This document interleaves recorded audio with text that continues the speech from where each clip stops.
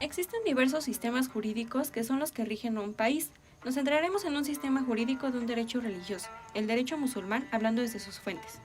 Se caracteriza porque organiza su ordenamiento jurídico con base en un libro revelado por un ser divino y se estructuran en función de las costumbres religiosas como fuente principal. Las fuentes lo es el Corán, la Suna, el Ijma y el Qiyá. El derecho musulmán, también conocido como Sharia del árabe Sari-a, que significa el camino hacia el manantial, es el sistema jurídico basado en los principios del Islam. No es solamente un cuerpo de normas legales, sino una guía integral para la vida de los musulmanes, ya que regula tanto aspectos religiosos y éticos como civiles, familiares, penales y contractuales. A diferencia de los sistemas jurídicos occidentales, que suelen tener una base secular, el derecho musulmán es de origen divino, es decir, se considera revelado por Dios, Alá, y transmitido a través del profeta Mahoma, Muhammad, quien es la figura central del Islam. Por lo tanto, la ley islámica no puede ser modificada por voluntad humana, aunque sea interpretada y adaptada por los juristas.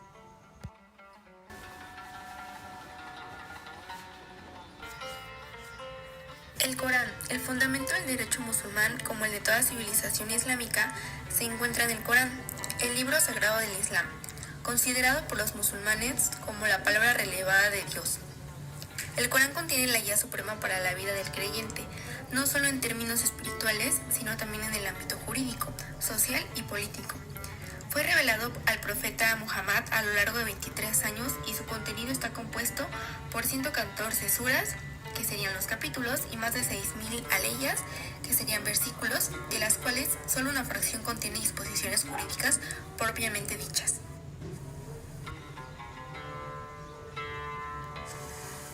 El Corán como fuente jurídica.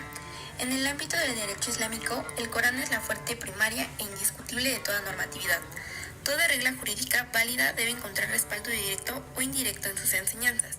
No obstante, los juristas musulmanes reconocen que el contenido jurídico del Corán es limitado, tanto en cantidad como en detalle normativo.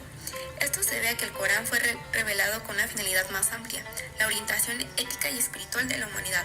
Por ello, su enfoque es más moralizante y exhortativo que técnico-legislativo. Aún así, el texto coránico contiene un conjunto de versículos conocidos como versículos legales, que constituyen el núcleo jurídico del Corán. La literatura jurídica musulmana ha clasificado estos versículos en distintas categorías temáticas. En versículos sobre el estatuto personal, aproximadamente 70 versículos que tratan temas como el matrimonio, el divorcio, la herencia, la tutela y los derechos y deberes familiares. Los versículos de derecho civil, unos 70 versículos donde se abordan cuestiones como los contratos, las obligaciones, la propiedad, el arrendamiento y la responsabilidad civil. Versículos penales, que son alrededor de 30 versículos que estipulan castigos para delitos como el robo, la calumnia, el adulterio o el asesinato. Versículos de procedimiento judicial, compuesto de 13 versículos que establecen principios sobre la administración de justicia, la prueba y el testimonio. Versículos constitucionales o políticos, compuesto por 10 versículos que hacen referencia al liderazgo, al principio de sura, la obediencia a la autoridad y a la organización comunitaria. Versículos económicos y financieros, compuesto por 10 versículos que regulan la usura, el comercio lícito, la limosna, la obligatoria y la redistribución de la riqueza. Versículos de derecho internacional o relaciones exteriores, compuesto por 25 versículos que tratan sobre la guerra, los tratados con otras comunidades y las reglas del trato como no musulmán. Características de la normatividad coránica. La legislación coránica se distingue por varias características esenciales. La primera es la dimensión ética religiosa. La norma jurídica está imbuida de un contenido moral y espiritual y no existe una separación clara entre derecho y religión. Cumplir con una norma legal es también cumplir con la voluntad divina. La jerarquía de valores. El Corán insiste en principios superiores como la justicia, la equidad, la misericordia y el bien común, que guían la interpretación jurídica. La flexibilidad contextual. Algunos versículos están formulados de forma general, lo que permite su adaptación a distintos contextos a través del ijtihad. Gradualismo normativo. El Corán aplica un método progresivo en la revelación de normas, como se observa en la prohibición del alcohol o la regulación de la esclavitud, lo que indica una evolución consciente hacia objetivos éticos más elevados. La Sunna constituye la segunda fuente fundamental del derecho islámico después del Corán y desempeña un papel esencial en la configuración del sistema jurídico musulmán. A través de la Sunna se preserva la tradición viva del profeta Muhammad, cuyo comportamiento, dichos y aprobaciones silenciosas sirven como modelo normativo y fuente de legislación para la comunidad islámica. El valor jurídico de la Sunna radica en su capacidad para complementar, aclarar y, en algunos casos, especificar o restringir normas generales del Corán. Desde el punto de vista jurídico, los eruditos musulmanes han clasificado la Sunna en 3 categorías según el tipo de acto profético que se transmite. Sunna qabliya, Sunna de palabra. Incluye los dichos explícitos del profeta, por ejemplo, recomendaciones, mandatos, prohibiciones, etc. Sunna fi'liya, Sunna de acción. Se refiere a las prácticas realizadas por el profeta con sus hábitos en la oración, el ayuno, las transacciones o las decisiones judiciales. Sunna takriyya, Sunna de aprobación.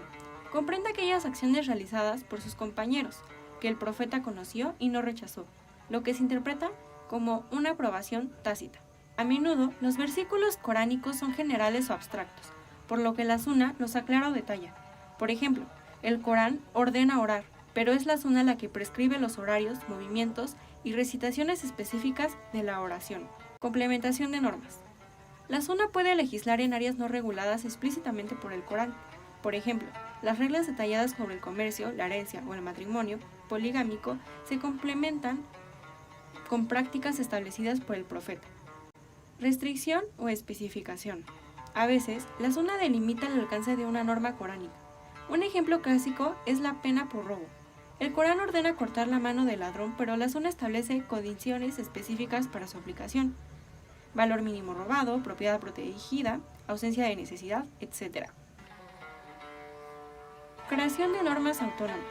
En ciertos casos, el profeta establece reglas sin referencia directa al Corán. Estas normas derivan su autoridad del hecho de que el profeta actuaba bajo inspiración divina, aunque no en forma de revelación coránica. El ijma, traducida comúnmente como consenso, representa una de las fuentes principales del derecho islámico. Su importancia dentro del pensamiento jurídico musulmán radica en su función de garantizar la unidad doctrinal, la estabilidad normativa y la continuidad de la tradición interpretativa islámica. Etimológicamente, ijma proviene del verbo árabe ajma, que significa estar de acuerdo o coincidir en opinión. En términos jurídicos, el ijma se define como el acuerdo unánime de los juristas musulmanes, cualificados de una determinada generación sobre una cuestión legal determinada. Esta unanimidad se considera como una prueba definitiva de la corrección de la norma y su aceptación por parte de la comunidad musulmana. Para que un ijma sea considerado válido y vinculante, la teoría jurídica clásica exige una serie de condiciones. Entre ellas encontramos la unanimidad. Debe existir un acuerdo completo entre los juristas cualificados de una misma época. La mínima disidencia invalida el consenso. Competencia jurídica. Solo se toma en cuenta la opinión de los juristas con capacidad para el ijtihad, o sea, el esfuerzo interpretativo independiente. Publicidad del acuerdo. El consenso debe estar reconocido como la comunidad académica y no mantenerse en secreto. Y por último, la no contradicción con fuentes superiores.